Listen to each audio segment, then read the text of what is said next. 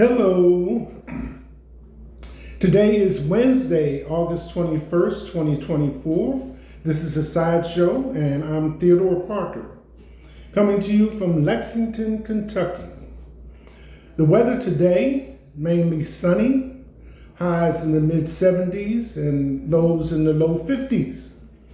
Calm before the peak of the hurricane season.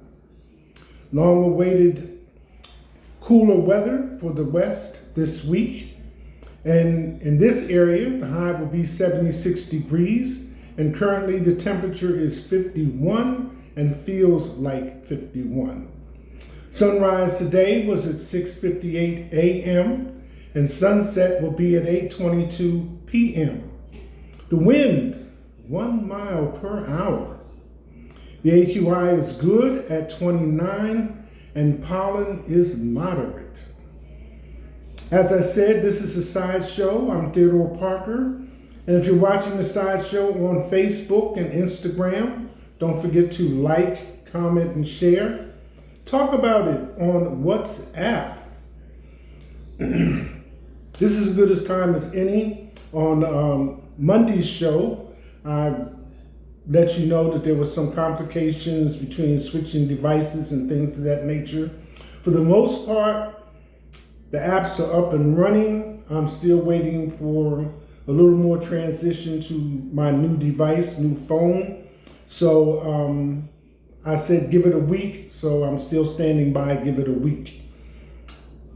And then I will be responding to your text messages. If you're watching the sideshow on YouTube, like, comment, share, and subscribe. And the sideshow coffee cup, buy from me for $17 plus shipping and handling, and that is worldwide. Pay me through Cash App. My Cash App tag is $TR Parker 1. And as a side note, I have had a conversation with my son because it was an emergency I mentioned on Monday. So that line of communication has been restored. Thank goodness for that.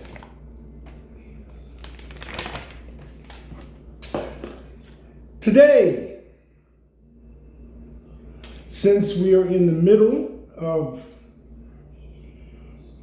political campaigns, possible debate coming up in September or October, I thought we'd take a little bit of time and talk about campaign promises, good or bad.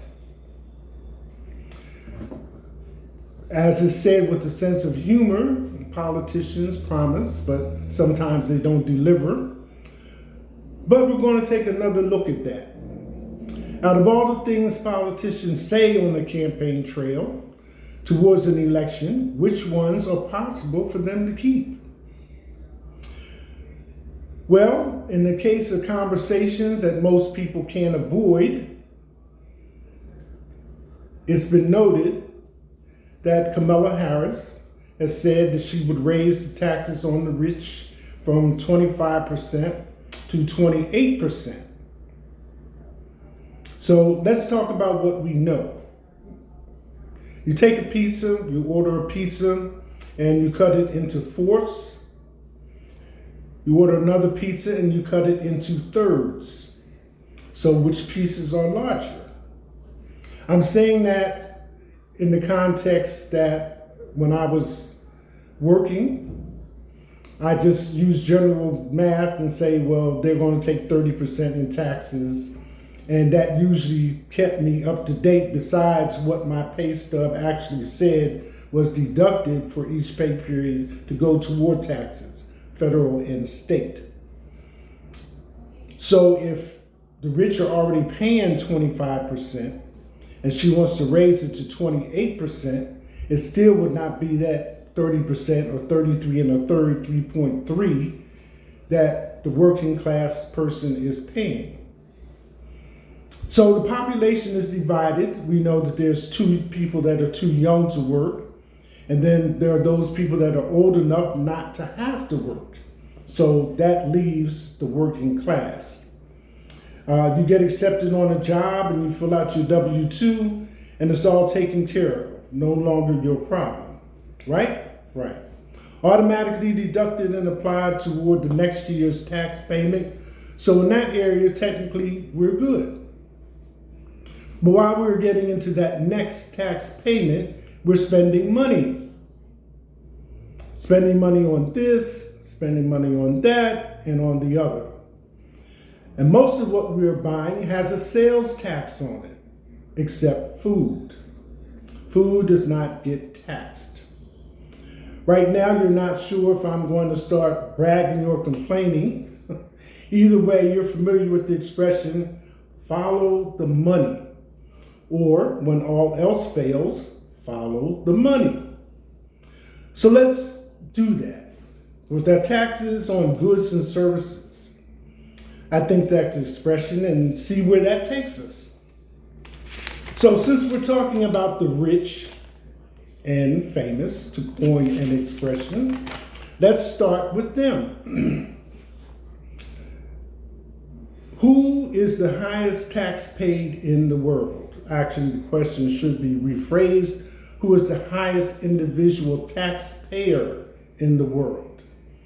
The numbers that I'm going to be sharing with you are from fiscal year 2021, but they're dated for the spring of this year, like March and April of 2024. Obviously, tax season runs from February to April, so it took a little bit of time to put these numbers together.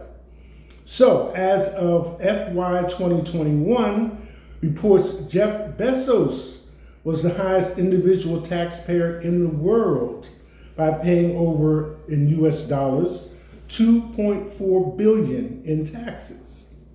Credit to you, Jeff. They didn't have to hunt you down for it. Good to hear. And then we have the rich always showing us what they have and what they have bought. So what items fall under luxury tax? And what are luxury tax examples? The tax levied on luxurious and expensive goods and services, such as jewelry, high-end cars, I think that's cars over $50,000, yachts, and private jets. And every once in a while, which really doesn't have any bearing on this subject, but we still hear it, in the NBA, you'll hear the term, well, they have a salary cap and they can't exceed that, et cetera, et cetera. So I included that as well. The luxury tax is a cap mechanism that was designed to control team spending. For teams that have a payroll exceeding this amount, penalties must be paid for every dollar above the tax. The math used to determine what the luxury tax threshold will be is quite extensive. And then, what states do not pay taxes? Alaska, Florida, Nevada, South Dakota, Texas, Tennessee, and Washington. And since I'm from Pennsylvania, which is adjacent to Delaware, and we have mentioned those people that are no longer required to work, what is the number one state to retire in? Delaware. The Mid-Atlantic state sits atop the rankings due to strong scores on residents' well-being and weather, while still offering reasonable affordability. So that's pertaining to Kamala Harris's comment on raising the taxes on the rich. So now we can get down to what we refer to sometimes as the brass tacks of the situation, the meat and potatoes. Number one, sales tax. Most places is 6%. And we say, well, where's this money going? What are we spending it on? What's happening with it, et cetera, et cetera. Common questions from the working man. And Kamala has mentioned where she would like to see everyone with a job, that they can work one job and pay all their bills. The rate of sales tax varies by location, with different states and localities having their own rates. And that's referencing again to those states that are not paying federal taxes. In the United States, it is not a federal tax, but rather a state and local tax. Sales tax revenue is used to fund various government programs and services such as education, transportation, and health care. Where does our tax money really go? An overwhelming majority of your tax dollars are being used to finance benefits programs on the brink of insolvency or paying interest on our national debt. Next question. What do states do with our tax money? Each state is responsible for raising revenue through taxes, which are then used to fund various programs. The most common uses of state taxes are education, healthcare, transportation, corrections, and low-income assistance. And who actually pays the most taxes? High-income taxpayers pay the majority of federal income taxes.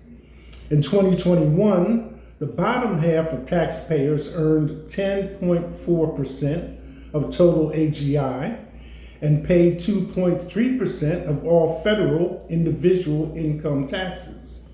The top 1% earned 26.3% of total AGI and paid 45.8% of all federal income taxes. And that's dated March 13th, 2024. So once they have the money, the government, U.S. government in particular, and those of you that are not U.S. residents can probably transpose these numbers to your local municipalities and local governments around the world and come up with similar figures. What is the biggest expense of the U.S. government? So here's a list of the biggest budget functions for the U.S. government. Number one, Social Security, $1,354 billion. Health, $889 billion. Medicare, $848 billion. And right in the middle of the list that I'm sharing with you, national defense, $820 billion. And this is a category I'm hearing of for the first time. Income security, $775 billion. And net interest, $658 billion. And yay, veterans benefits and services, $302 billion. And last item on the list that I have is transportation, $126 billion. So that kind of covers where our money goes, how it's spent, follow the money as they say, and hopefully that will help you appreciate what's being spoken of on the campaign trail. That's it. Hashtag